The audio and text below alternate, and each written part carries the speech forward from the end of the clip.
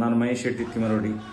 ಈ ದೇಶದ ಎಲ್ಲ ಒಂದು ಹೋರಾಟಕ್ಕೆ ಬೆಂಬಲವನ್ನು ನೀಡುತ್ತಿರುವಂಥ ಸೌಜನ್ಯ ಪರವಾಗಿ ಹೋರಾಟ ಇರಬಹುದು, ಈ ದೇಶದ ಎಲ್ಲ ಜನರಿಗೂ ಪ್ರಥಮವಾಗಿ ವಂದಿಸುತ್ತಾ, ಇದೀಗಲೇ ಕಳೆದ 3-4 ದಿವಸದಿಂದ ಇಡೀ ರಾಜ್ಯ ದೇಶ ಇನ್ಸ್ಟಾಗ್ರಾಮಲ್ಲಿರ್ಬೋದು, ಫೇಸ್ಬುಕ್ಕು, ವಾಟ್ಸಪ್ ಎಲ್ಲದರಲ್ಲೂ ಕಾಣಿಸುವಂಥದ್ದು ಒಂದೇ ಕುಮಾರಿ ಸೌಜನ್ಯ.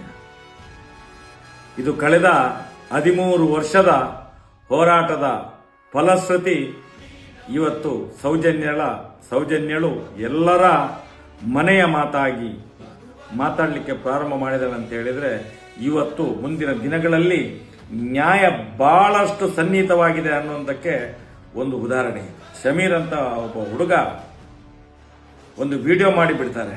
ಅದರ ಬೆನ್ನಲ್ಲಿ ಏನಾಗಿದೆ ಅಂತ ಹೇಳಿದ್ರೆ, ಅವರಿಗೆ ಎಲ್ಲ ಈ ಅತ್ಯಾಚಾರಿಗಳ ಪರವಾಗಿ, ಈ ಕಾಮಂದರುಗಳ ಪರವಾಗಿರುವಂತ ಬೆದರಿಕೆ ಹೋಗ್ತದೆ.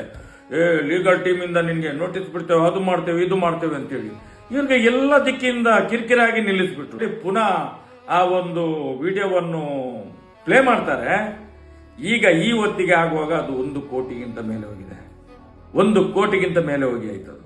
ನಾನು ಹೇಳುವಂಥದ್ದು, ಇವತ್ತು ಜನರಿಗೆ ಆ ಧರ್ಮಸ್ಥಳ ಗ್ರಾಮದಲ್ಲಿ ಆದಂತ ಅತ್ಯಾಚಾರ, ಕೊಲೆ, ಸುಲಿಗೆ, ವಂಚನೆ, ದರೋಡೆ ಎಲ್ಲ ರೀತಿಯ ಅಕ್ರಮಗಳನ್ನು ಬಯಲಿಗೆ ಎಳೆದಂತ ಒಂದು ಆ ವಿಡಿಯೋ ಇವತ್ತು ಇಡೀ ವಿಶ್ವಕ್ಕೆ ಮಾದರಿಯಾಗಿದೆ. ಮುಂದಿನ ದಿನಗಳಲ್ಲಿ ಆ ವಿಡಿಯೋವನ್ನು ಯಾರು ನಿಲ್ಲಿಸಲಿಕ್ಕೆ ಪ್ರಯತ್ನ ಪಡ್ತಾನೋ, ಒಂದು ಎಳ್ಳಿನಷ್ಟು ಇವರಿಗೆ ತೊಂದರೆ ಆದ್ರೆ ಮುಂದಿನ ದಿನದಲ್ಲಿ ಇದಕ್ಕೆ ನಾವು ಏನಾದ್ರೂ ಉತ್ತರ ಕೊಡ್ಲಿಕ್ಕೆ ಪ್ರಾರಂಭ ಮಾಡಿದ್ರೆ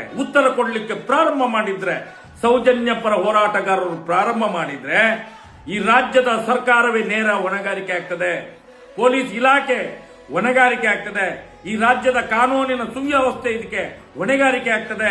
ಯಾಕಂತ ಹೇಳಿದ್ರೆ 13 ವರ್ಷದಿಂದ ಮಾಡಿದಂತಹ ಹೋರಾಟಕ್ಕೆ ಒಂದು ಸತ್ಯದ ವಿಷಯವನ್ನು ಜನಗಳಿಗೆ ಮುಟ್ಟಿಸುವಂತ ಕೆಲಸ ಮಾಡಿದ್ರೆ ನಿಮ್ಗೆ ನೋವಾಗ್ತದೆ.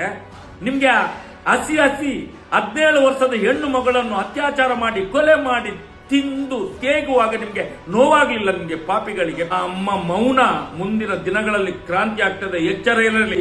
ಸತ್ಯ ಹೇಳಿದ್ರೆ ಕೇಸು, ಕೋರ್ಟು.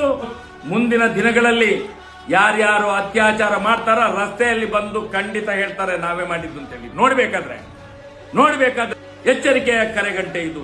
ಈ ಸಮೀರ್ MDಯ ಒಂದು ವಿಡಿಯೋ ಎಚ್ಚರಿಕೆಯ ಕರೆಗಂಟೆ.